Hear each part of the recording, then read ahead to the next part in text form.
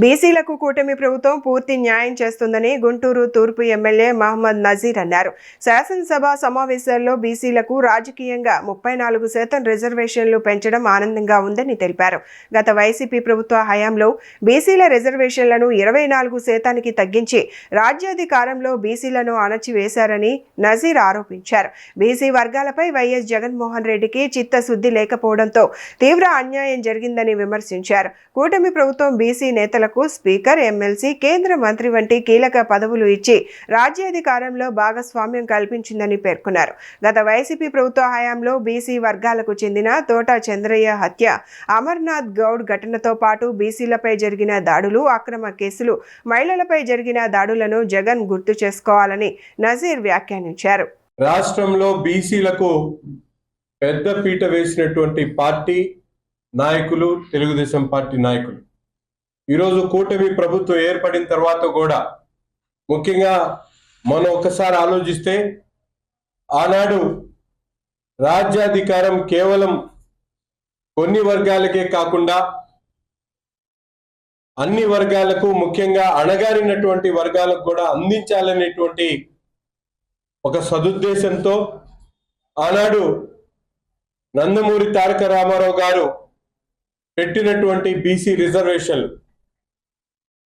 ఏదైతే ఆ రిజర్వేషన్లు కొనసాగిస్తూ ఆంధ్రప్రదేశ్ విభజన తర్వాత కూడా తెలుగుదేశం పార్టీ ప్రభుత్వం వాటిని కొనసాగిస్తే గత ప్రభుత్వంలో వైసీపీ అధికారులు ఉన్నప్పుడు ఆ ప్రభుత్వంలో ఉన్నటువంటి జగన్మోహన్ రెడ్డి గారు ఒక పక్కన బీసీల మీద అనేక రకాలుగా దమనకాండ చేసేటువంటి కార్యక్రమాలే కాకుండా వారికి రాజ్యాధికారం నుంచి కూడా దూరం చేయాలనేటువంటి ఆలోచనతో 33% ఉన్నటువంటి రిజర్వేషన్ని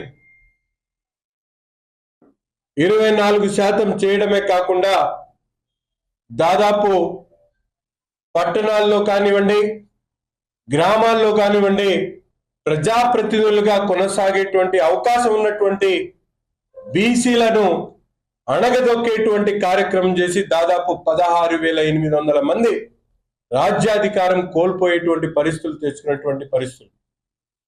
ముఖ్యంగా